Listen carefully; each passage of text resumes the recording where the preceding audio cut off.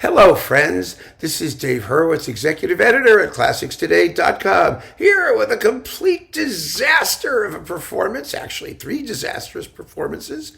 The 3 Stravinsky most popular ballets with Simon Rattle and the London Symphony Orchestra, the Firebird, Petrushka, and the Rite of Spring.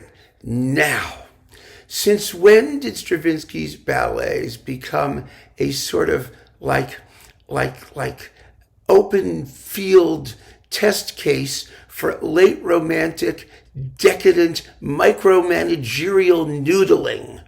I mean, what about them? It should impel a conductor to indulge all kinds of teeny tiny expressive and agogic mannerisms everywhere. Well, they're not. And that's what Rattle does. And it's horrible, just horrible. Let's start with the Firebird. Now, the Firebird is tricky. It's tricky because it has dead spots. It has the cute little folky numbers that we all like, do do do do do do do do do do. Then it has all of the sort of magical, weird, chromatic, octatonic, if you want to get technical, elements that sort of lay there. When the music's just going, but wonderfully orchestrated, with the harps and the celesta, and it's going,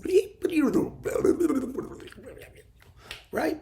So, you have to somehow put it all together and get over the dead spots and make the whole thing interesting. Well, Rattle understands part of that. He understands the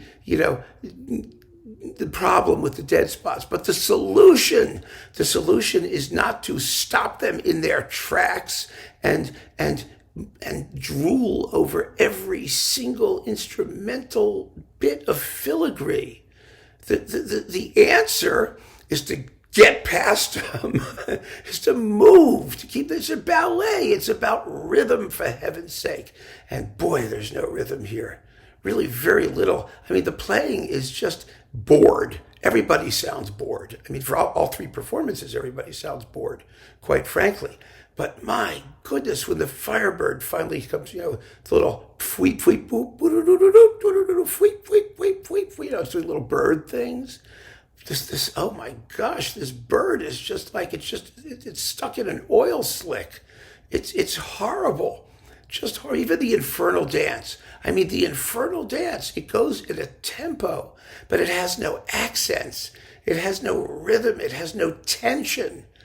Yeah, I mean, how do you do that? Da da da da da da ba ba ba ba ba ba do do do do do do do do do do do do do do do do do fweep do do do do do do fweep. I mean, come on. It's just a snooze fest, the whole performance. But that's not the worst. It builds in a crescendo of awfulness till we get to the real steaming pile at the end. Yes, but we're getting there. Next comes Petrushka.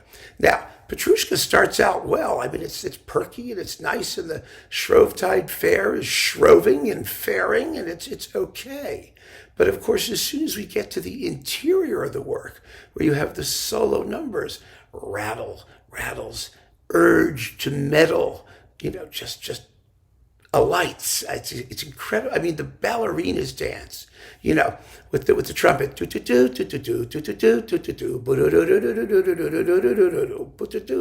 He has this trumpeter indulging in the most affected, dynamic mannerisms, exaggerated. It's da da da da da da da da da da da da da da da da da da, that kind of stuff. I mean, it just draws attention to itself. It breaks the back of the rhythm. It makes the whole thing sound static, and that's just deathly. And then when you get to that waltz, of course he has to do the jump. It has to have an expressive emphasis to it, so that we sit up and notice that the music isn't moving. It doesn't move. It doesn't move at all. Then, of course, the big fair stuff comes back. And here, of course, you have these really dry, is this done with the Barbican? It sounds like it. I mean, just these dry acoustics with like very little bass and very thin sounding instrumental textures. Let me see where this was recorded if they tell us. Oh, Simon Rattle on Stravinsky's early ballets. He talks. I didn't read it. I'm afraid. I can't do it. Anyway, let's see. Patron, London Symphony Orchestra. Okay, it has a patron. And there we go. Recorded at the Barbican. I knew it. That's why it has no bass. It's dry as dust. And in this music, that doesn't help, quite frankly. It needs a little bit of glamour around the sound. It really does. I mean, it doesn't hurt to have some alluring timbres, but there's nothing alluring about this. But then, the Rite of Spring. Oh, the Rite of Spring.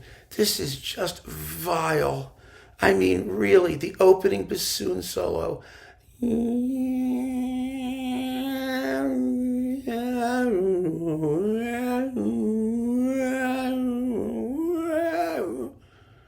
Come on. I mean, spring is not waking up here. It's not waking up. And then when it starts going, chunk, chunk, chunk, chunk, chunk, chunk, chunk, chunk, chunk, chunk, chunk, there's no accents. It's chunk, chunk, chunk, chunk, chunk, chunk, chunk, chunk, chunk, chunk, chunk, chunk, chunk, chunk, chunk, chunk, nothing at all. And the procession of the sage, that crazy do do do do do do do do do do do with a dum bum, the guiro going crazy. It has no dynamics.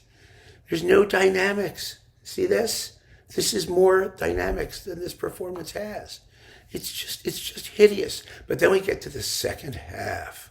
Now the second half also has dead spots. You have to get past them.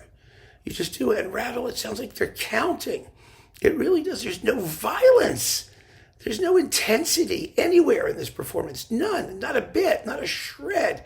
And the sacrificial dance, holy crap. I mean, do you want to come away from the Rite of Spring humming the sacrificial dance? Do do do do do do do do do do do do do do do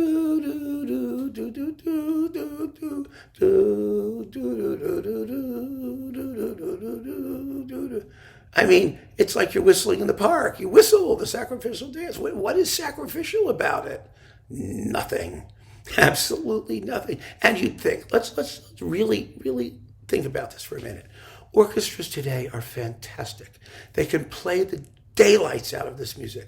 The LSO has recorded this piece 1,000 times under Bernstein, under Rubato, and they do it very well. Those other times, I mean, what excuse could there possibly be for not letting them go completely insane in the sacrificial dance?